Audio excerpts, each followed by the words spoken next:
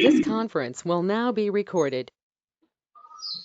अद्य सोमवासरः अथवा हिन्दुवासरः ज्येष्ठकृष्णदशमी दिनांक 15 जून 2020 चरक सूत्र अध्याय 24 शंखं चक्रं गदल्तान् दधतमृतघटं चारुदोर्भिश्चतुर्भिः सूक्ष्मस्वच्छातिरुद्यां शुकपरिविलसन् मौलिमं भोजनेत्रम् कालाम्भोदोज्ज्वलाङ्गं कटितटविलसच्चारुपीताम्बराढ्यं वन्दे धन्वन्तरिं निखिलगदवनप्रौढदावाग्निलीलम्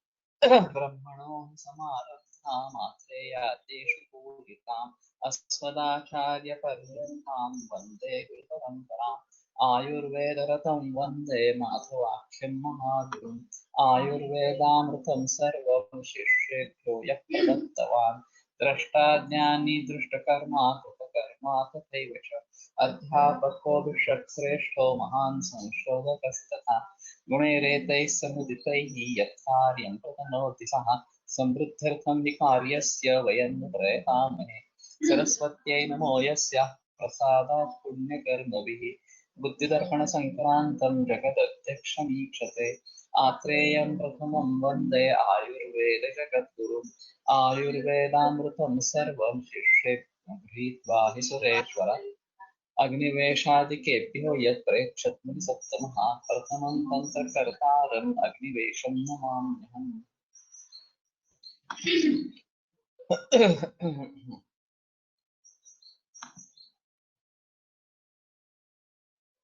विस्मापनैः स्मारणैश्च प्रियश्रुतिभिरेव च पटुभिर्गीतवाचित्रशब्दैश्चित्रैश्च दर्शनैः संस्मृनोल्लेखनैः धूमैः अञ्जनैः कवलत्रैः शोणितस्यावसेकेश व्यायामोद्घर्षणैस्तथा प्रबुद्धसंज्ञं मतिमान् अनुबन्धम् उपक्रमे। तर्हि यावत् सः प्रबुद्धसंज्ञः स्यात् तावत् कालपर्यन्तम् एते सर्वेपि क्रियायोगाः कर्तव्याः इति। एवञ्च तत्र बहवः खलु उपक्रमाः अत्र निर्दिष्टाः। यदा सः संज्ञां लभते प्रबुद्धसंज्ञः सः भवति तदा मतिमान् वैद्यः तम् अनुबन्धम् उपक्रमे तस्य पुनः एतादृश अवस्था मा स्यात् इति कृते उपचारः करणीयः। तस्य संरक्षितव्यं हि मनः प्रलये हेतुतः येन कारणेन यः सः प्रलयः अभूत् तत् कारणं परिहर्तव्यमेव। तर्हि तस्य मनः प्रलये हेतुतः संरक्षितव्यम् हि स्पष्टार्थे अथवा just to give emphasize that it should be protected from the cause of the disease pralaya hetu as such. So madamurcha and sannyasa, these are increasingly more powerful, more dangerous as such. Snehas vedopapannanam yatha dosham yatha balam panchakarmani kurvita murcha yeshu madeshu. तर्हि यथा दोषम यथा बलम, दोष के अनुसार और बल के अनुसार स्नेह स्वेद जिनमें किया गया है उनमें मूर्छा और मद में पंचकर्म कर लेना चाहिए।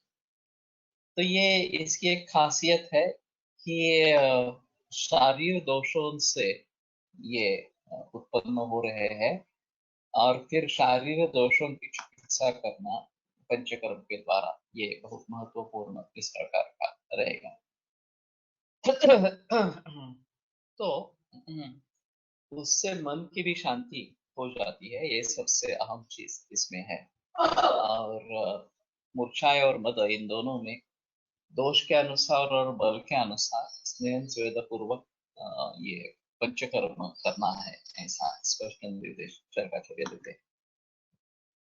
अष्टाविंशति औषधस्य तथा तिक्तस्य सर्पिषा प्रयोगस्य तन्महतः षट्फलस्य त्रिफलायाः प्रयोगो वा सकृतः क्षौदशर्करः शिलाकृत प्रयोगः प्रयोगः पयसोऽपि वा पिप्पलीनां प्रयोगो वा पयसचषकस्य वा रसायनानां कोम्बस्य सर्पेषु वा प्रशस्यते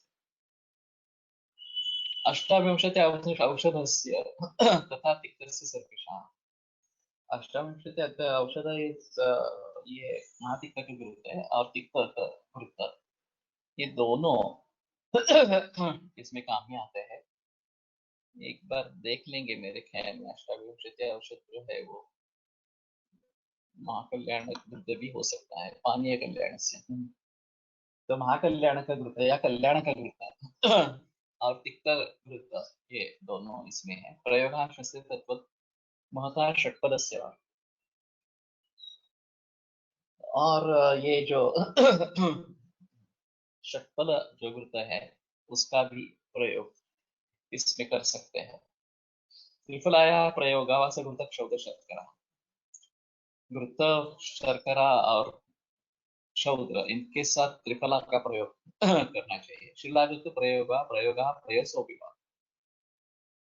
सो केवल शिलाजुत का प्रयोग है अथवा सिर्फ दूध का प्रयोग ये एक दुग्ध कल्प या केवल दूध के ऊपर मरीजों को रखना ये एक प्रयोग किया जाता था खास करके त्र्यंबक शास्त्री वाराणसी में एक प्रख्यात वैद्य थे रसशास्त्री इस्तेमाल करने वाले वो बहुत लोगों को केवल क्षीर के प्रयोग के ऊपर रखते थे और 6-6 लीटर तक लोग दूध पीते थे उसमें साथ में रसशास्त्र की दवाइयां होती थी लेकिन 6-6 लीटर तक इस प्रकार से दुग्धपान दिया जाता था और वो काफी ख्यातनाम थे अपनी चिकित्सा के लिए एक मैंने आर्थिक चिकित्सा सुना था अहमदाबाद में जो हर्डीकर शास्त्री हाल ही में हुए 1.5 बरस पहले देहांत हो गया उनकी वो छठी पीढ़ी थी आयुर्वेद करने वाली और उनके पिता अहमदाबाद में प्रैक्टिस करते थे वो किसी अनुष्ठान के लिए वाराणसी के लिए चले गए और उनका अनुष्ठान चल रहा था वो एक किसी घर में किराए पर रह रहे हुआ ऐसे कि उस घर की जो गृहिणी थी उसको सर्पदंश हो गया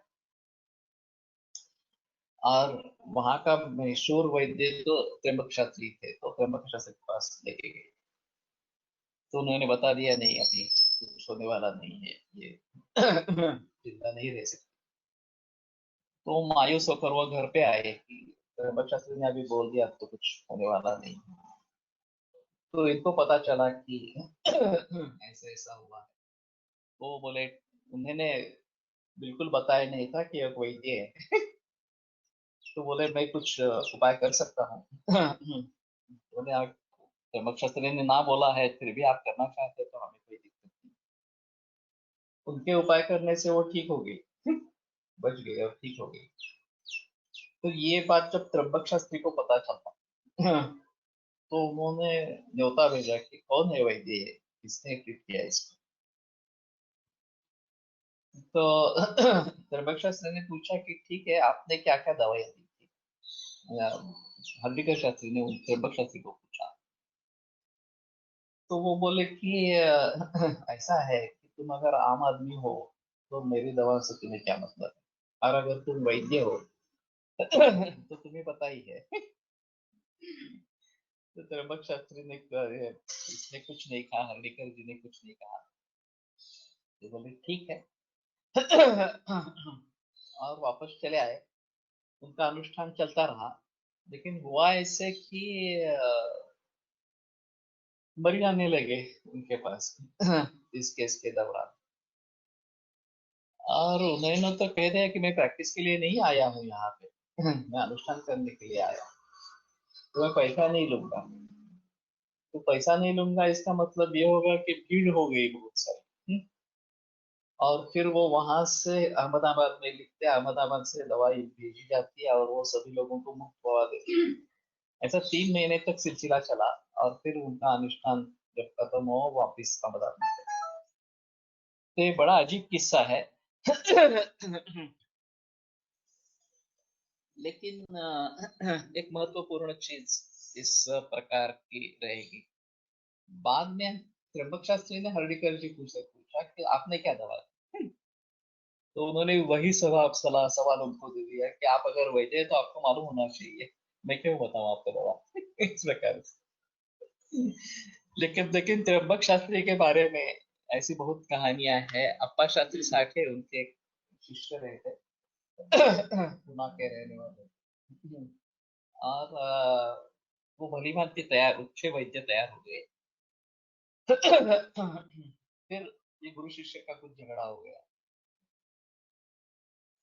तो त्र्यंबक शास्त्री ने बता दिया कि ठीक है, मेरी विद्या मुझे वापस कर दो, तुम्हें विद्या इस्तेमाल करने का अधिकार नहीं है।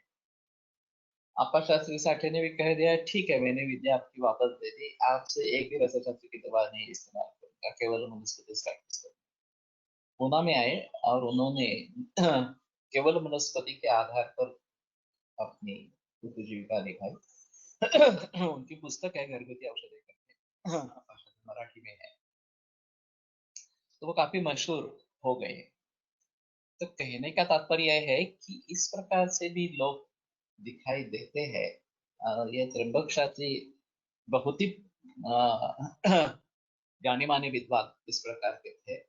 और मुझे तो उनका कोई संबंध नहीं है मेरा। और हर्डीकर जी से भी उनके पिता से कोई संबंध आने का तात्पर्य नहीं था। लेकिन हर्डीकर जी के पास जब मैं गया, वो 85 साल के ऊपर थे। अहमदाबाद में मैं जब जाता था उस समय, तो उनके पास काफी अनुभव था। औषध निर्माण के बारे में था, चिकित्सा के बारे में था, नाड़ी परीक्षा के बारे में था। लेकिन मैं ज्यादा उनसे फायदा नहीं ले पाया एक्चुअली। वो ट्यूनिंग जो होना चाहिए वो उतना अच्छा ट्यूनिंग हुआ नहीं, क्योंकि उनका ज्यादा जिक्र शारंगर के ऊपर था और मेरा शारंगर का उतना अभ्यास नहीं था। मैं चरक सुश्रुत वाग्भटनी के आधार पर ज्यादा चलता था। लेकिन ठीक है, इस प्रकार की चीज हो सकती है। यहाँ सभी जो प्रयोग है वो सभी रसायन है। तो ये एक अलग चीज है। और इस प्रकार की रसायन दवाइयों से इसमें फायदा होता है, ये एक महत्वपूर्ण बात है।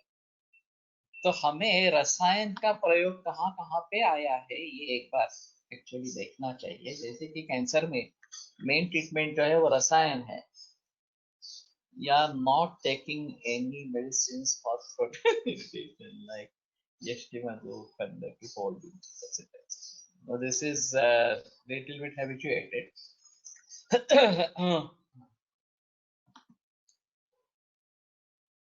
तो त्रिफला का प्रयोग है या षटफल वृत्त का प्रयोग है, शिलाजुत प्रयोग है, प्रयोग वयसु। बात इसलिए निकली कि त्र्यंबक शास्त्री बहुत सारे लोगों को केवल इस प्रकार के दूध के ऊपर रखते थे। विशेषतः वर्धमान परपटी का प्रयोग होता था, तो उसमें दूध के केवल रखते थे और 6-6 लीटर तक दूध लोग पचा सकते थे। ये पता नहीं पंचामृत प्रॉपर्टी थी या स्वर्ण प्रॉपर्टी थी। मैंने पंचामृत प्रॉपर्टी का इस्तेमाल इस प्रकार से किया है, लेकिन मेरे यहाँ 2-2.5 लीटर से ज्यादा दूध देते नहीं है लोग।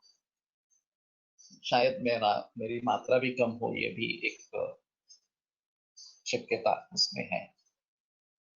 रसायनानां कौम्भस्य पिप्पलीनां प्रयोगात् पयसा चित्तकस्य।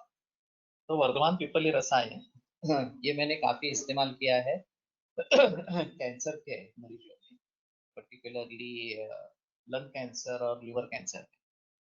3 से 30, 6 से 60, 10 से 100 ऐसे बहुत सारे उसका इस्तेमाल किया है। पैसा चित्रकस्य, तो चित्रक का भी इस प्रकार का प्रयोग करना है। रसायनानां कौम्भस्य सर्पिषु वापस। सो कौम्भ सर्पी ये क्या है एक बार देखना चाहिए।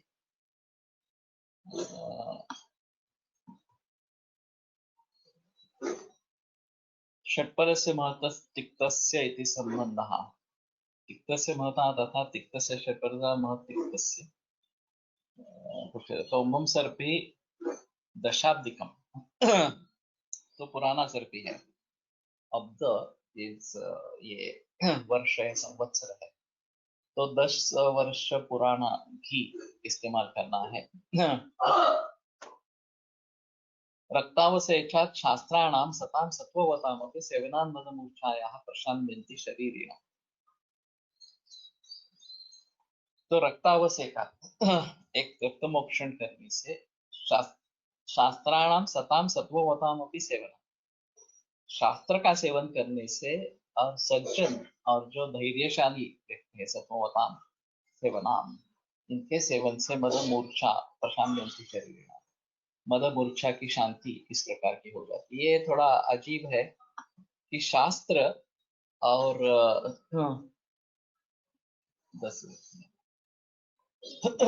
सत्ववान जो लोग है उनके सेवन से मद मूर्छा की शांति इस प्रकार से होती है।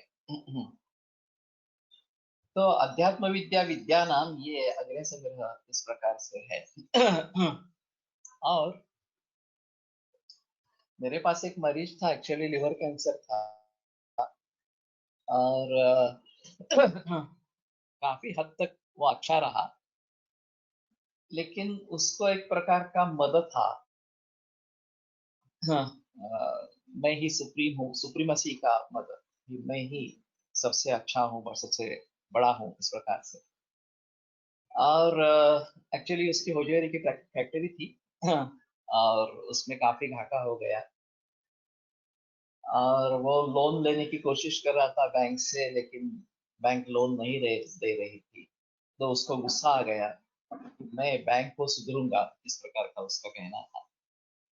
रिश्तेदारों ने कहा कि वो तुम छोड़ दो वो और दूसरे किसी तरीके से चंदा इकट्ठा करके ये करो, काम करो, लेकिन वो भी उसने नहीं किया। और अंततः उसकी मृत्यु हो गई लिवर कैंसर से। तो काफी बरस तक मेरे पास रहा, और मैंने उसको कहा कि तुम्हें आध्यात्मिक गुरु की जरूरत है। 101 बरस, 118 बरस, मालूम नहीं कहाँ से रेफरेंस है तुम्हारा, लेकिन सोचना पड़ेगा। सत्ववान लोगों के साथ सिर्फ रहने या उनकी सेवा या उनके जैसा आचरण, इनमें से क्या अपेक्षित है? सभी अपेक्षित है। एक्चुअली सेवनान का मतलब है उनकी सेवा करना, ऐसा है उनके साथ में रहना इस प्रकार से, और उनका जो बर्ताव है वो अपने भी लाने की कोशिश करना इस प्रकार से। तो ये सब चीजें उसमें आवश्यक इस प्रकार की रहेगी। ये मैं इसलिए बता रहा हूँ कि शास्त्र सेवन से भी मदन मूर्छा शांत होते हैं। भर्तृहरि का नीति शतक में काफी श्लोक इसके बारे में है। यदा किंचित न्योहम गज एव वेदांत समभूम तदा सर्वज्ञोस्मि इति अभवद अवलिप्तम मम मनः। जब मैंने थोड़ा थोड़ा जाना तो मैं सर्वज्ञ हो गया, ऐसे मैंने समझ लिया, और गर्व से मेरा मन भर गया। यदा किंचित किंचित बुधजन सकाशाद अवगतम तदा मूर्खोस्मि इति ज्वरैव मदो में विपरीता। जब मैंने बुधजन से, अच्छे खासे विद्वान से थोड़ा थोड़ा सीखना आरंभ किया, तदा मैं मूर्ख हूँ, इस प्रकार की अनुभूति होकर मेरा मद जो है वो ज्वर जैसे निकल गया इस प्रकार से। तो ये सबसे अहम चीज है कि इस प्रकार की सुप्रीमसी, इस प्रकार का मद, ये भी एक विकार है, और उसके जरिए बहुत सारी पीड़ाएं हो सकती है। तो उसमें से छुटकारा पाना जरूर है। लो, आज की परिस्थिति में च्यवनप्राश रसायन ले रहे हैं, कल प्रकृति है, कई प्रकृति का कोई विचार नहीं करते हैं। इस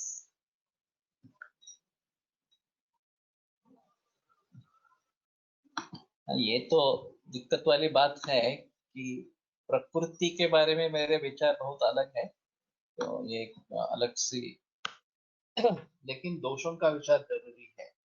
वो प्रकृति से संबंधित दोष नहीं होंगे, लेकिन आहार विहार जनित जो दोष है उनका विचार आवश्यक है। और सभी के लिए एक ही दवा ये एक्चुअली शास्त्र सम्मत नहीं है। फिर भी च्यवनप्राश उतना बुरा नहीं है कि बहुत लोगों में कुछ विपरीत परिणाम करेगा। पित्त अगर है पहले से ही तो ये तकलीफ देता है, ऐसा है, उष्णता बढ़ती है, ये देखा है। लेकिन पित्त का संबंध नहीं है, कुफक का ज्यादा है तो उसमें प्रॉब्लम वाली बात नहीं है। तो सज्जन लोगों के साथ रहने से भी ये परिणाम होता है, ये भी एक अच्छी चीज इसमें है। और शास्त्र का सेवन करना ये एक अहम चीज इसमें है।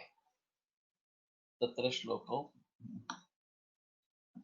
विशुद्धंच शोणितं तस्य हेतवः रक्तप्रदोषजा रोगास्तेषु तेषु तेषु रोगेषु चौषधम् मदमूर्छाय संन्यास हेतु लक्षण भेषजम् विधिशोणितिके अध्याये सर्वमेतत् प्रकाशितम् इत्येकेनैव स्वीकृत्य तत्र चरक प्रतिसंस्कृते श्लोकस्थाने विधिशोणितयो नाम चतुर्विंशोऽध्यायः। तो विशुद्ध रक्त और अविशुद्ध रक्त उसके हेतु जो कुछ है रक्त प्रदोष जो विकार कौन कौन से है, उनका औषध क्या है, मदम मूर्छा संन्यास इनका हेतु लक्षण और औषध, ये सब विधि शोणिति के अध्याय विधि शोणिति अध्याय में अत्रेय महर्षि ने बता दिया है, प्रकाशित किया है इस प्रकार से। We can understand this about मद और मूर्छा, बट व्हाट अबाउट संन्यास? What must be the exact role of Shastra and Sattva Sevana in sannyasa? Does this aim acute अवस्था में तो संन्यास की चिकित्सा ही करनी है? Does this aim to a different type of चिकित्सा? If yes, then what exactly? संन्यास से बाहर आने के बाद ये हो सकता है, संन्यास में तो नहीं हो सकता है, उसके बारे में संदेह नहीं है।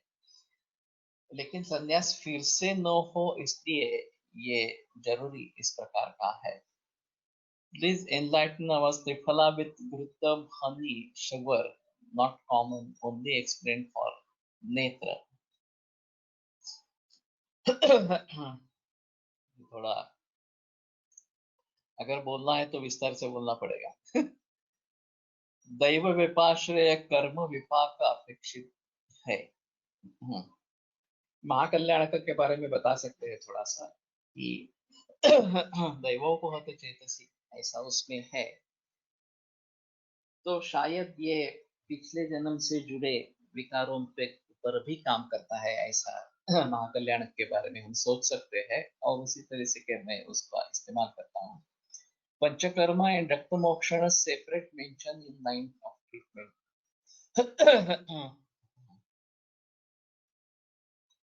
I don't remember whether they are separate.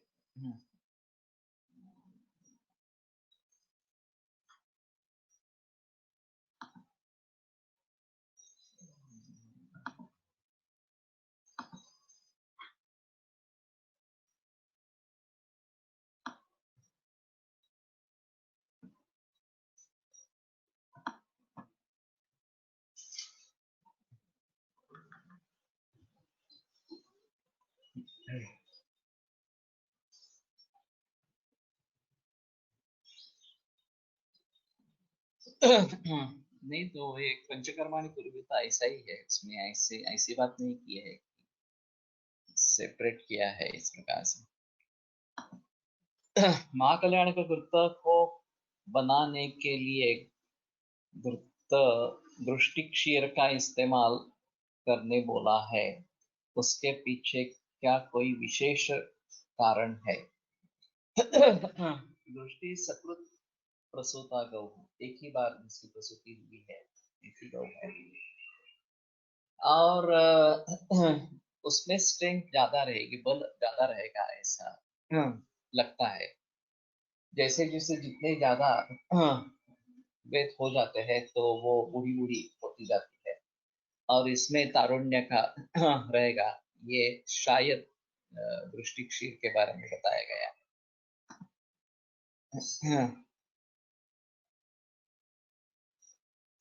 तो ये बीच वाला था त्रिफला विद घृत शर्करा एक्सेट्रा। उसमें ऐसा है कि हर औषध की अपनी अपनी कार्मिकता होती है। और जब सभी योग इकट्ठा हो जाएंगे तो शायद इस प्रकार की स्थिति को हम समझेंगे। एक ऐसा हो सकता है कि नेत्र का भी कुछ है, मदमूर्छा संन्यास का भी कुछ है, या फिर प्रमेह की भी संप्राप्ति है और कुछ है। तो इन सभी के हिसाब से, या कुछ है कुछ इस प्रकार का, तो सभी के हिसाब से त्रिफला श्रेष्ठ द्रव्य है। क्योंकि उसमें ये सभी रोगों को ठीक करने की क्षमता है। तो अगर उस अवस्था में त्रिफला का प्रयोग किया जाए तो सबसे बेहतर होगा। वो सभी के लिए फायदेमंद होगी, और एक ही द्रव्य देने से भी या एक ही दवा देने से भी काम हो जाएगा, ऐसा है। लेकिन ऐसी आइडियल कंडीशन सभी जगह मिलती ही है ऐसा नहीं है। तो हमें मरीज के अनुसार दवाइयों को खोजना है वास्तव में। और वो अगर भली भांति खोज सकते हैं तो वो दवा तुरंत काम कर देती है और भली भांति काम कर देती है, ऐसा है। लेकिन दूसरी भी चीज ऐसी है कि इन सभी अवस्थाओं में त्रिफला का प्रयोग होता है, तो बाकी अवस्थाएं न हो, सिर्फ एक अवस्था हो तो भी त्रिफला काम करेगा। ऐसा नहीं है कि वो नहीं करेगा इस प्रकार से। लेकिन फिर भी सभी परिस्थिति को ध्यान में रखते हुए कदाचित दूसरी कोई दवा उसमें ज्यादा कार्य करे, उसके बारे में हमें सोचना है। अभी हम क्या करते हैं, ज्यादातर मरीज को अपने पास जो दवा है उसमें बिठाते हैं। मैं भी यही कर रहा हूँ, मैं सभी इसी प्रकार से कर रहे हैं। मेरे पास क्या है, इसको सोचकर कॉम्बिनेशंस बनाकर हम मरीज को दे देते हैं, और इससे ये कार्य होगा, उससे ये कार्य होगा वगैरह, इस प्रकार से सोच लेते हैं। प्राय करोत्यो रात्रात कर्माण्यदपि भेषजम्। प्रायः एक दिन रात में मिलकर दवाइयों का काम होता है। फणसलकर जी का एक कहना था कि कभी भी कभी दवा तुरंत असर कर देती है, एक दिन में असर कर देती है, ज्यादा से ज्यादा 7 दिन में असर। सप्ताहेन गुणा लभे क्रिया मन्याम प्रयोजन। अगर एक सप्ताह में आपको रिजल्ट्स अपेक्षित नहीं मिले तो अन्य चिकित्सा करनी चाहिए। दातार गुरु जी भी कहते थे, अगर आप दवा बार बार बदलते हैं तो ये वानर वैद्य की हुई, ये वैद्य का काम नहीं है, इस प्रकार से। तो वो कोसते थे कि इस प्रकार से नहीं करना है, एक बार आपने जो निश्चय कर लिया है उसी को आगे चलने दो, इस प्रकार से। लेकिन एक हफ्ते में अगर रिजल्ट्स नहीं मिलते हैं तो हमें सोचना चाहिए कि हमारे डायग्नोसिस में कुछ कमी है क्या, कुछ हम भूल गए हैं क्या, या कुछ अलग ही विचार करना चाहिए था क्या, परहेज में कुछ गड़बड़ हो गई है क्या, दवाई जो हमने इस्तेमाल की है वो भली भांति बनी है नहीं बनी है, इस प्रकार से। और फिर हम पंचकर्म एंड रक्त मोक्षण से जो चतुष्प्रकारा संशुद्धि, ये चरक का कहना है। और रक्त मोक्षण अलग से बताया गया है, ये थोड़ा सा उसके बारे में थोड़ा जिक्र करना पड़ेगा। ये चरक का ऐसा मंतव्य क्यों है इस प्रकार से। तो मैंने कार्मकत्व के बारे में एक बार परामर्श किया था कि mode of action of medicine the Ayurvedic approach, इस प्रकार का एक शोध निबंध मैंने आइसटैम कॉन्फ्रेंस में पढ़ा था, और वो काफी अच्छा था। मेरे जो कुछ बहुत अच्छे प्रेजेंटेशन हुए उसमें से ये एक अहम प्रेजेंटेशन है। तो उसके बारे में ऐसा बताते हैं कि किस ढंग से हम दवाइयों का इस्तेमाल करते हैं, उसके ऊपर उसके एक्शन जो है वो निर्भर हो जाती है। एक ही अष्टवध जैसा द्रव्य 13 गणों में आया है चरक, और हम उसका भलीभांति इस्तेमाल नहीं कर रहे हैं हमारे निजी प्रैक्टिस में, या आई अंडरस्टैंड दैट। 54 पंचकर्म, 58 रक्त वसे, सो उसका हम भली भांति इस्तेमाल नहीं करते हैं। वैसे अगर हम उसका शुक्रवर्धन या ये संधान या इस प्रकार का कर्म चाहते हैं तो आपान काल में इस्तेमाल करें, कंठ्य कर्म चाहते हैं तो ज्ञानोदान काल में इस्तेमाल करें, वमन करना चाहते हैं तो ज्यादा मात्रा में इस्तेमाल करें। अगर हम मेरे रसायन के स्वरूप में इस्तेमाल करना चाहते तो चूर्ण का दूध के साथ प्रयोग करें, वात पित्त शमन करना है तो घी के साथ इस्तेमाल करें, कफ पित्त का शमन करना है तो मधु के साथ सेवन करें वगैरह। तो एक ही यष्टि मधु द्रव्य बहुत तरीके से काम करता है, तो उसकी काम करने की क्षमता इन 13 अवस्थाओं में है जो चरकाचार्य ने बताया, और ये एक हुआ और बाकी भी जगह इस प्रकार के यष्टि मधु के बारे में रेफरेंसेस मिलेंगे। तो आइडियल सिचुएशन ये सभी अवस्थाएं उपलब्ध है तो यष्टि मधु सबसे अहम चीज इस प्रकार की रहेगी और सिर्फ यष्टि मधु से काम होगा। अगर उसमें से किसी एक अवस्था को लेकर हम यष्टि मधु का इस्तेमाल कर सकते हैं तो मैंने जैसे बताया कि ये घृत से देना है, मधु से देना है, दूध से देना है, पंछी किस काल में देना है, कितनी मात्रा में देना है वगैरह वगैरह, इसके बारे में हम सोचेंगे तो इसका भली भांति इस्तेमाल हो सकता है। आइडियली हमें ऐसा करना है कि इस अवस्था में जब मरीज हमारे पास आए तो इस प्रकार की अवस्था में कौन सा द्रव्य ज्यादा से ज्यादा अच्छा काम करेगा, चाहे वो सिंगल द्रव्य हो, चाहे योग हो, कुछ भी हो, उसको पहले सोचना है। वो उपलब्ध है या नहीं है ये देखना है। अगर उपलब्ध नहीं है तो उसको उपलब्ध करा सकते हैं क्या, ये सोचना है। और अगर उपलब्धि की शक्यता नहीं है तो विकल्प में क्या कर सकते हैं ऐसा सोचना है। लेकिन बहुत कम वैद्य इस प्रकार से प्रैक्टिस करते हैं। मैंने जो देखा है वेदस की प्रैक्टिस इस प्रकार की है और वो ढूंढते रहता है कौन से योग है, क्या क्या है इस प्रकार से, और फिर उनका इस्तेमाल करता है। अगर वो अवेलेबल नहीं है तो उसके बारे में अलग से सोचता है, लेकिन अगर वो मिल जाता है तो उसी का इस्तेमाल करता है।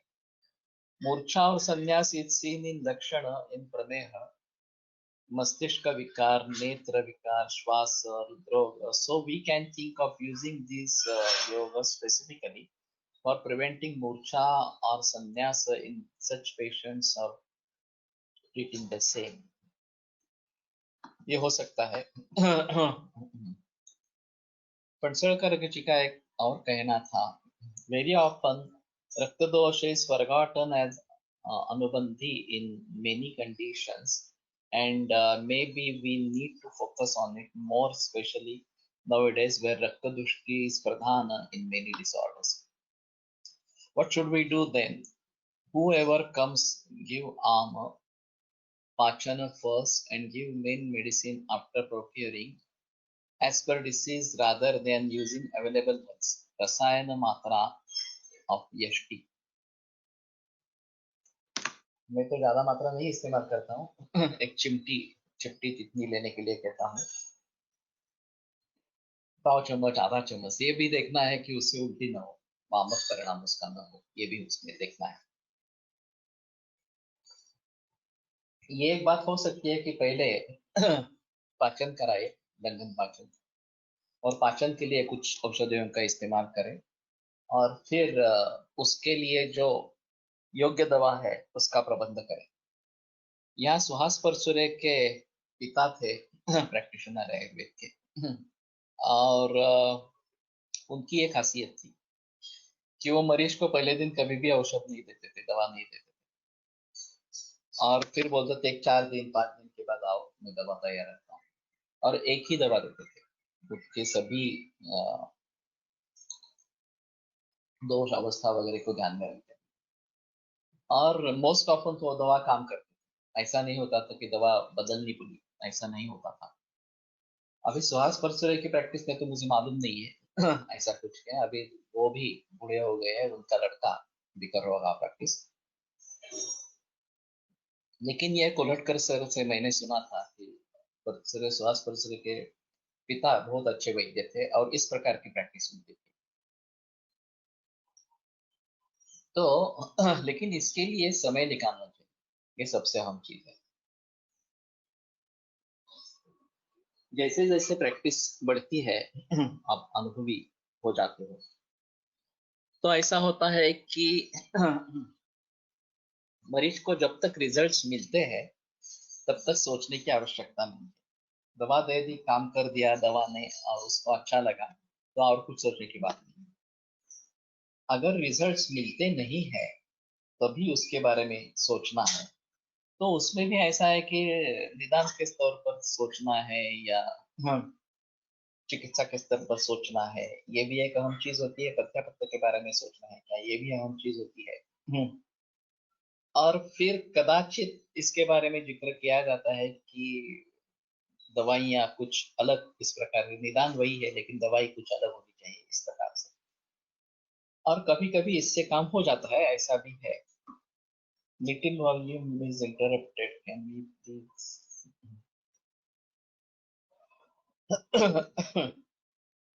ऐसा है, यष्टि मधु चूर्ण का प्रमाण कितना देना है ऐसा तो नहीं बता सकते। 5 चम्मच, आधा चम्मच या चिपटी इतना ही ले सकते हैं, उसमें कोई प्रॉब्लम नहीं है। और यष्टि मधु हम समझते हैं कि बहुत सामान्य दवा है, वैसे तो हम नहीं है। अयोग्य अयोग्य पुरुषो नास्ति नास्ति मंत्रम नहीं। अयोग्य पुरुषो नास्ति योजकस्तत्र दुर्लभः। नास्ति मूलम अनौषधम, अमंत्रम अक्षरम नास्ति नास्ति मूलम अनौषधम, अयोग्य पुरुषो नास्ति योजकस्तत्र दुर्लभः। ये एक प्रख्यात श्लोक है कि जो मंत्र नहीं हो, इस प्रकार का कोई अक्षर नहीं है, ऐसा कोई भी मूल नहीं है जो औषधि नहीं है, और पुरुष, अयोग्य पुरुष भी कोई भी नहीं है, योजकस्तत्र दुर्लभः। तो हमें भली भांति ज्ञान होना है, और ज्ञान होने के बाद किस द्रव्य का इस्तेमाल कर सकते हैं उसके बारे में हम जरूर सोच सकते हैं, ऐसा है। और ऐसा भी नहीं है कि ये पर्टिकुलर दवा चाहिए उसी से काम होगा, ऐसा भी नहीं है। जो उपलब्धियां हैं उसके आधार पर हम काम कर सकते हैं, ऐसा है। यहाँ गौतम तांबे करके एक वैद्य है और डीएसएससी पुराने जमाने के, अभी उनकी उम्र 80 से भी ज्यादा होगी। तो वो जब डीएसएससी हुए, वो कोकण में उनका गांव था, देहात था। वो होने के बाद देहात में चले गए, घर गए सिर्फ। तो पता चला कि ये वैद्य बन के आए हैं। तो एक मरीज आ गया और वो भी अजीब था। पेनिसिलिन का इंजेक्शन दिया था, उसकी रिएक्शन हो गई थी, पूरे शरीर पे रैश आ गया। अब इनके सामने बड़ा सवाल पैदा हुआ कि दवाइयां तो कुछ थी नहीं उनके पास में पहला ही मरीज है, और उसको टालेंगे भी तो भी कैसे करेंगे। और दवा, अगर चिकित्सा देनी है तो दवाइयों का क्या इस्तेमाल करेंगे। तो उन्होंने सोचा कि क्या है, पेनिसिलिन की रिएक्शन हो गई है, तो इसको हम विषय पकड़ते चलते हैं। तो विषग्न कुछ देना है, तो मेरे घर में विषग्न क्या है। तो उन्होंने सोचकर निकाला कि फिटकरी मेरे पास है। उस समय ये एलम जो है वो घर पे होता था, दाढ़ी बनाने के बाद उसका इस्तेमाल किया जाता था। तो विषग्नि बताई गई है, जो तुरटी या लाही, ये बताया। उसकी शुद्धि भी आसान है, सिर्फ उसको भर्जन करना है। तो फिर उन्होंने सोच लिया कि हाँ ठीक है, हम इसका इस्तेमाल करेंगे। ये लेकिन ये तो कषाय रसात्मक है, ये त्वचा तक पहुंचेगी कैसे बीमारी जो है वो त्वक में है। तो उन्होंने सोच लिया कि ठीक है, सुखानुबंधी सूक्ष्म सुगंध रोचनो बोलो। सुगंध जो है वो सुखानुबंधी है और सूक्ष्म है, तो वो उसको त्वचा की तरफ ले जाए। तो इसमें उद्बत्ति की रक्षा, जो इंसेंस स्टिक्स होती है, सुगंधी अगरबत्ती, उसकी रक्षा उसने मिला दी इस फिटकरी में। और फिर सोचा कि ये तो अब जाकर वहां पे विषग्न काम करेगी और दोषों का शमन करेगी। लेकिन फिर भी ये कषाय रसात्मक है और श्रुतोरोध भी कर सकती है वो। कोष्ठ में ले आने का ये काम नहीं शायद होगा, और कोष्ठ में आती भी है तो भी कषाय रस के कारण स्तंभन करेगी। तो उसमें गुड़ डाला और उसकी गोलियां बना के देगी। तो ये अजब कॉम्बिनेशन था। ये अगरबत्ती की रक्षा, फिटकरी और गुड़, इस प्रकार के कॉम्बिनेशन उस अवस्था में उन्होंने प्रयोग किया और मरीज ठीक हो गया। तो कहने का मतलब ये है कि साधनं पात उपकरणं नाम तत् उपकरणाय कल्पते उपकर्तुः प्रयोक्तुः ये जो करण या साधन जो बताया गया है चरक विभाग अध्याय 8 में, कर्तव्य काया कार्याभिनिर्वृत्त प्रयत मानस, कर्ता जिस कार्य को करने के लिए तैयार हो जाता है, कार्य करना आरंभ कर देता है, उसके लिए जो भी साधन हो वो करण कहलाता है, उपकरण कहलाता है, इस प्रकार से। तो हमें भली भांति सोचना है कि इस अवस्था में क्या कर सकते हैं। मुझे प्रैक्टिकली ये अनुभव आया कि अनेक रुग्ण चूर्ण लेने से इनकार करते हैं। असली परिस्थिति, ऐसी परिस्थिति में संयुक्त चूर्ण देने में बहुत डिफिकल्ट होता है। ऐसे में क्या विचार कर सकते हैं? एक्चुअली ऐसा है कि मैं तो बताता हूँ कि मुझसे अगर दवा लेनी है तो मैं इस प्रकार की कॉम्बिनेशन देता हूँ। आपको नहीं लेनी है तो आप दूसरे पास जाओ, दूसरे के पास जाओ, इस प्रकार से। क्या देना है, कैसे देना है, ये मेरा अधिकार है। इस प्रकार से। लेकिन सभी मरीजों में ये नई बात हो सकती, समझाना पड़ता है थोड़ा सा। और पैलेटेबिलिटी का इशू होता है कभी कभी। लेकिन इसमें ऐसा है ना कि आप दवा ले रहे हैं, आप खाना नहीं खा रहे। तो इसलिए ये बात नहीं होनी है। वैसे मेरी मात्रा बहुत कम होती है तो ये ज्यादा तकलीफ वाली बात नहीं होती है, और शहद वगैरह ऐसा मिलाते हैं तो कोई प्रॉब्लम नहीं है। मैग्नी machine for some such selective patients capsule are ways, ये अच्छा है। मैं भी एक्चुअली सोच रहा हूँ ये केवल समय कम करने के लिए कैप्सुलेटेड कुछ करना, कुछ योग कैप्सुलेट कर देना, और पेया से बने जो कैप्सूल्स है उनका इस्तेमाल करें। तो कैप्सूल फिलिंग मशीन आती है, या कैप्सूल फिल करवा लेते हैं इस प्रकार से। तो केवल जो योग बहुत सारे मरीजों में इस्तेमाल में आते हैं, उनकी पुड़िया बनाने में जो समय जाता है उसको कम करने के लिए ये ज्यादा अच्छा है। रेडी पुड़ी बना के देने से कोई प्रॉब्लम नहीं करते हैं रुग्ण। ये भी नहीं बता सकते, ठीक है, हर एक की अलग सोच है और सभी मरीजों का हम समाधान नहीं कर सकते, ये अहम चीज है। Converse to this, I am experiencing that to get cured, people are ready to take not only churna but also homemade water like वरुणादि फलत्रिकादि etc. तो इसमें ये अहम चीज है कि अगर मरीज कन्विंस है कि कहीं दूसरी जगह जा नहीं सकते हैं, इन्हीं से दवा लेनी है, तो वो कुछ भी करने के लिए तैयार होता है, उसमें कोई संदेह की बात नहीं है। गोमूत्र पीने के लिए कहते हैं तो भी करते हैं, उसमें कोई संदेह नहीं होता। लेकिन अगर इस प्रकार से वो बोलते हैं कि नहीं मैं ये नहीं लूंगा, वो नहीं लूंगा वगैरह, तो मैं बताता हूँ कि ये मेरा अधिकार है, आपका उसके बारे में सोचना व्यर्थ है। तुम्हें अगर कुछ तकलीफ होती है तो उसके बारे में सोचेंगे, नहीं तो नहीं तो हम उसी प्रकार से हमें आगे जाना है। तो मेरे कहने का मतलब ये है कि ये बहुत अहम विचार है कि किस प्रकार से हम मरीजों को ट्रीट करें। आइडियल जैसे मैंने कहा कि उसके लिए सबसे कारगर दवा कौन सी है, सभी परिस्थिति को ध्यान में रखते हुए ये सबसे आइडियल है, उसका इस्तेमाल करो। अगर हमें महसूस होता है कि ये सबसे आइडियल है कि इस कल्पना की अवस्था नहीं है, भूत की अवस्था नहीं है, या अवलय की अवस्था नहीं है वगैरह, तो उसके बारे में और क्या सोच सकते हैं, ये भी एक अच्छे तरीके से सोचना है।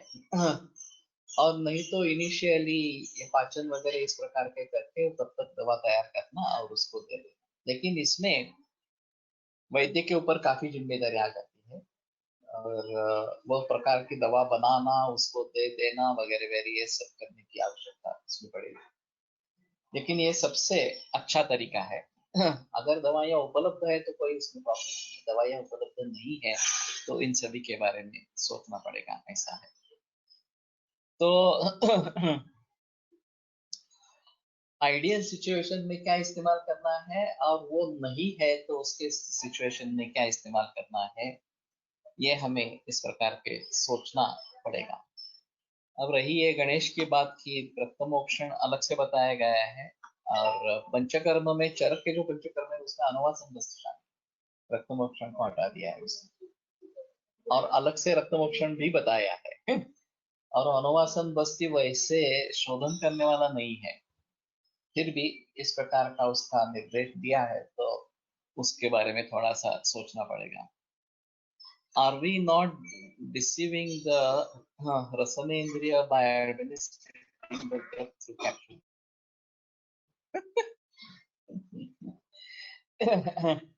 ऐसा सोचने की जरूरत नहीं है। अल्पमात्रोपयोगित्वात् अरुचेर प्रसंगतः क्षिप्रम आरोग्यदायित्वात् औषधिभ्यो अधिको रसः। रसशास्त्र में इसके बारे में जिक्र किया गया है कि अरुचेर प्रसंगतः, तो पैलेटेबल होना बुरी बात नहीं है, पैलेटेबल है तो अच्छी बात है। या फिर पैलेटेबिलिटी का सवाल ही या नहीं आए, इस प्रकार के कैप्सूल का हम इस्तेमाल करेंगे तो भी ठीक बात है इस प्रकार से। तो अगर आप रस से ही काम करवाना चाहते हैं तो रस होना अनिवार्य है।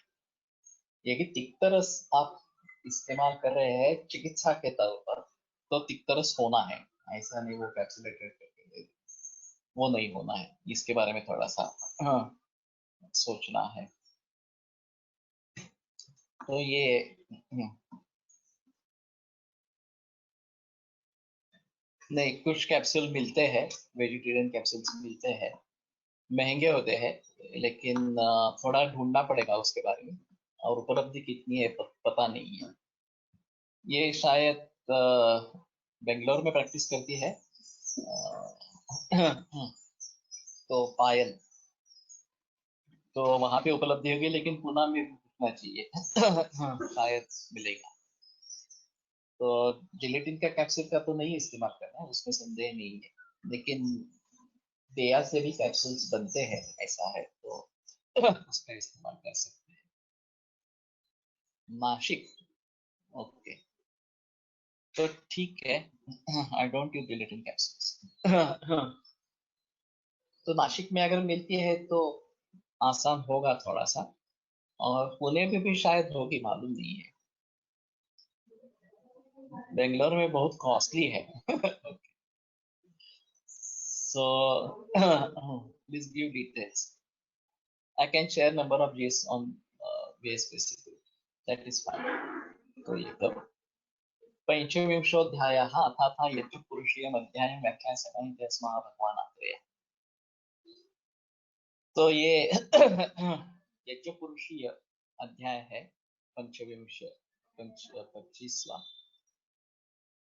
कैप्सूल उघडून आतील द्रव्य घेण्यास सांगावे। That is true. So capsule सिर्फ हमारे लिए इसलिए है कि वो अच्छी तरीके से इस्तेमाल, पैकिंग का प्रॉब्लम ना हो, इस प्रकार से। एक फाइटोफार्मा की न्यूरो एक कैप्सूल आती है, और अजीब है कि वो उसको शहद के साथ देने के लिए कहते, कैप्सूल ओपन करके शहद करने का, फाइटोफार्मा की पाल्सिन्यूरॉन। उसमें बहुत सारे द्रव्य हैं। अब मैंने कहा यार ये हनी में क्यों इस्तेमाल करने के लिए कह रहे हैं? तो बोला तो रिप्रेजेंटेटिव था वो, तो हमें तो कुछ मालूम नहीं, हमें पढ़ाया गया है कि हनी से इस्तेमाल करना है। तो ये अजीब चक्कर है। ये भी एक अजीब था। मुझे एक एलोपैथी के डॉक्टर ने फोन किया, मेरा मित्र था, पेडिट्रिशियन है एक्चुअली। और वो बोला कि एक व्याख्यान देना है, तुम आओगे क्या? वो कहा किसके विषय पे व्याख्यान? आयुर्वेद के बारे में देना है, लेकिन व्याख्यान जो देना है वो मेडिकल रिप्रेजेंटेटिव्स को देना है। मैंने कहा ठीक है, देखते हैं क्या है। तो यहाँ पे एक होटल में उसने अरेंज किया था, वो प्रमोद जो पेडिट्रिशियन है पुणे का। और उसका व्याख्यान है, उसके बाद में मेरा व्याख्यान। अभी नौबत ये है कि ये जो रहते हैं मेडिकल रिप्रेजेंटेटिव्स, उनको ना ही एलोपैथी का ज्ञान होता है, ना ही आयुर्वेद का ज्ञान। वो पॉपुलर कहते हैं जो उनको बताया गया है। वो सिर्फ डॉक्टरों के पास जाके उसके बारे में बोलते हैं। और एक्चुअली डॉक्टर भी चाहे एलोपैथी का डॉक्टर हो, तो बहुत सारे एलोपैथी के ही डॉक्टर है, एमबीबीएस भी है और बीएमएस भी है, जो एलोपैथी की प्रैक्टिस करते हैं। वही इनसे दवाइयाँ खरीदते हैं, क्योंकि ये सब प्रोपराइटरी दवाई। तो जब मैंने उनसे पूछा, तो बहुत सारे लोगों का क्वालिफिकेशन बीएससी था। कुछ बीए भी थे। और इनका जॉब ही ऐसा है कि डॉक्टर के पास जाओ, उनको बताओ ये सब, और सेल बढ़ाओ कंपनी का। और उसके ऊपर उनकी तनख्वाह रहती है, इंसेंटिव रहता है, कितने ज्यादा लोगों तक तो पहुंचते हो, जितना उस दवाई का सेल होता है, उसके आधार पर उनको इंक्रीमेंट्स वगैरह मिलती है, इस प्रकार से। तो मैंने पूछा आपका आयुर्वेद के बारे में क्या मालूम है? किसी को कुछ भी मालूम नहीं था। त्रिदोष क्या होता है इसके बारे में भी कुछ मालूम नहीं। तो ये आयुर्वेद हुआ क्या? ये सबसे अहम चीज है। अगर हमारे पास मेडिकल रिप्रेजेंटेटिव आयुर्वेद फार्मेसी से आते हैं, चाहे टेक्सचुअल मेडिसिन बनाने वाले हो या प्रोप्राइटरी मेडिसिन बनाने वाले हो, वो भी इसी प्रकार के हैं, उनको भी कुछ मालूम नहीं होता। एक नानुल ने अजीब किस्सा सुनाया था, नानुल सर ने। उनके सामने एक जर्मन स्टूडेंट बैठा था, और एक टेबल पर एक दवा पड़ी थी, तो प्रोप्राइटरी मेडिसिन थी। उस जर्मन आदमी ने वो उठाई, तो आयुर्वेदिक प्रोप्राइटरी मेडिसिन ऐसा उसके ऊपर लिखा था, और इंडिकेशन दिए थे कि ब्रोंकाइटिस, अस्थमा वगैरह। तो उसने नानल सर से पूछा क्या ये आयुर्वेदिक दवा है? तो नानल सर ने पूछा आप ऐसा क्यों पूछ रहे हो, तो वहां पे लिखा है ना आयुर्वेदिक मेडिसिन। तो बोले अगर आयुर्वेदिक की दवा हो, तो ये ब्रोंकाइटिस कहाँ से आया है? तो वो होना चाहिए कफजकास में है, कमकश्वास में है, इस प्रकार से बताना चाहिए था। तो जो बात एक जर्मन आदमी समझ सकता है, वो हम नहीं समझ सकते। हमारी परिभाषा आयुर्वेद की होती है, लेकिन इनकी परिभाषा आयुर्वेद की होगी ही नहीं, क्योंकि ये आयुर्वेद के पास जाते ही नहीं है। फिलहाल ऐसा होता है कि हमारे पास जो भी मेडिकल रिप्रेजेंटेटिव आते हैं, वो कंपनी अगर केवल प्रोप्राइटरी बना रही है, तो बहुत ही कम इस्तेमाल हम करते हैं। अगर टेक्सटाइल मेडिसिन बनाते हैं, तो इस्तेमाल में ला सकते हैं। जो वैद्य है, आयुर्वेद की प्रैक्टिस करने वाले हैं, तो टेक्सचुअल मेडिसिन में उनको ज्यादा दिलचस्पी है, या दवा अवेलेबल है ये पता होने पर उसका इस्तेमाल हो सकता है। लेकिन ये प्रोप्राइटरी मेडिसिन कौन ध्यान में रखेगा और उसका इस्तेमाल कैसे करेगा? फिर भी ऐसा है कि कुछ हद तक ये हमारे काम में आ सकती है। सर 4 वर्ष जून दस्तांड सिद्धकृत जुनं ग्लास बॉटल मध्ये स्टोअर केलेलं वापरू शकते का? का? उसके हिसाब से दिन हाँ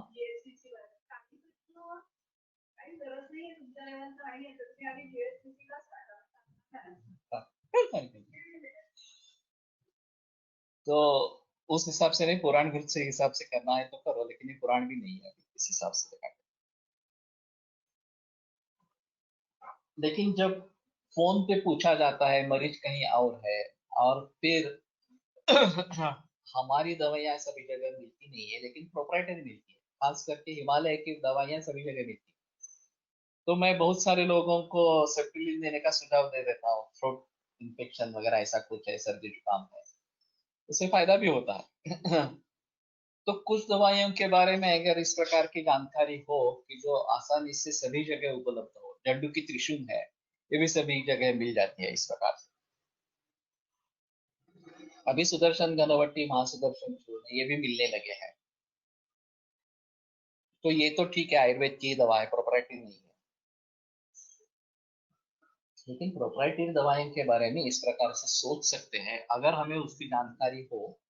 और हिमालय ड्रग कंपनी जैसी इंटरनेशनल मार्केटिंग करने वाली कंपनी, ये हिमालय की खासियत है कि एकरी द्रव्य भी उनके सेल पे है, अश्वगंधा हो, गुड़ुची हो, वगैरह वगैरह, इस प्रकार से चूर्ण के फॉर्म में भी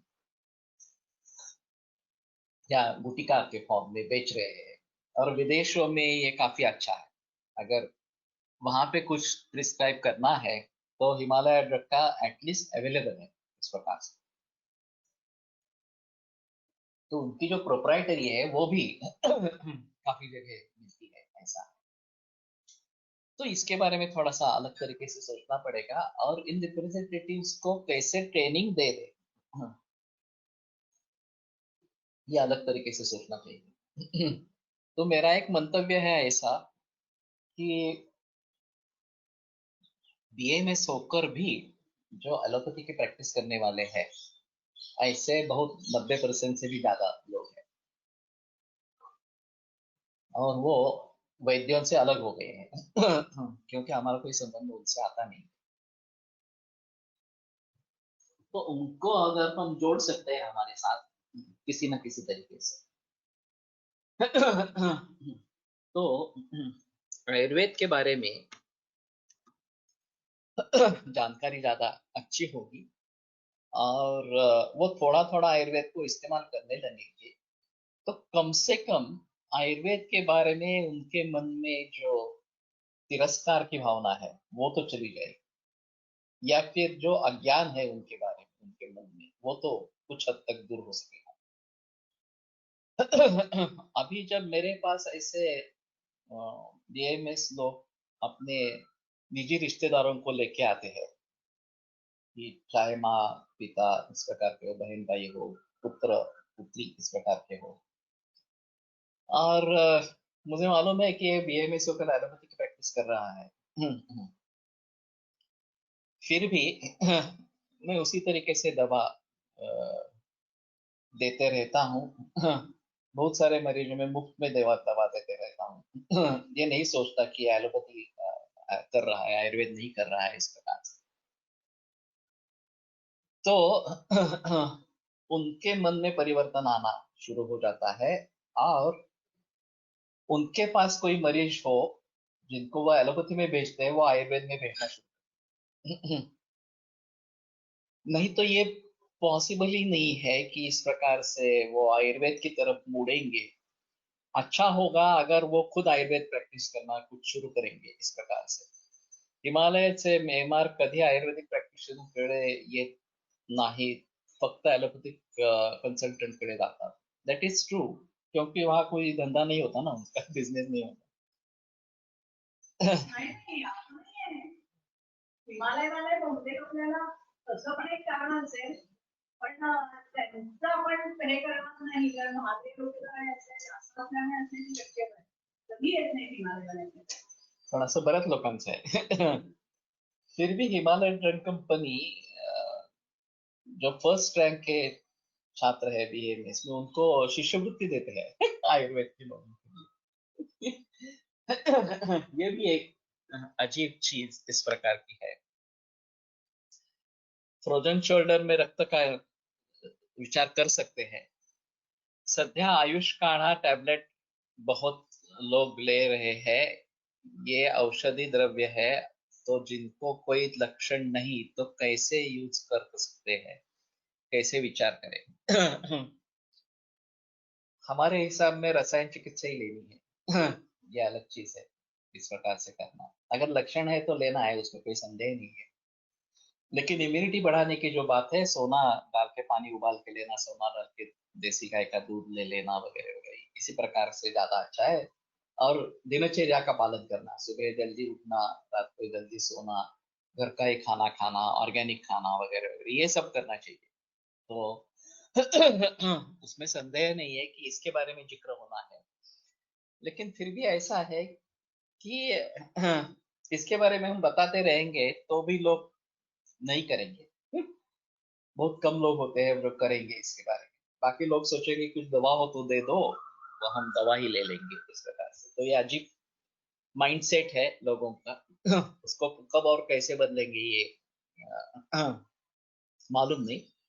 मेरा तो मंतव्य है कि विदेशों में उसके लिए ज्यादा प्रचार प्रसार करें। अभी हम आयुर्योग की संकल्पना को लेकर आगे चल रहे हैं, और विदेशों में जो योग शिक्षक है उनके जरिए या इम्यूनिटी की बात का प्रचार प्रसार करेंगे, वो जल्दी मानेंगे और उनके जरिए विदेशों में ज्यादा प्रचलन होगा। फिर हमारे लोग, शायद भारतीय लोग, उसको मानेंगे। जब वहां से आएगा कि ये सबसे आम चीज है, ये करना चाहिए, दवाओं के बजाय ये करो, तो शायद भारतीय जनता मान जाएगी। और मेरा तो सुझाव है, आप में से जो सभी लोग हैं वो भी इसके बारे में सोचो। आप खुद कर रहे हैं क्या, नहीं कर रहे हैं, घर का ही खाना खा रहे हैं क्या, ऑर्गेनिक खा रहे हैं क्या, सुबह जल्दी उठ रहे हैं क्या वगैरह वगैरह, इसके बारे में सोचो। और खुद करेंगे तो दूसरों को हम बता सकते हैं, नहीं तो ये नहीं बता सकते। ठीक है, कल फिर मिलेंगे।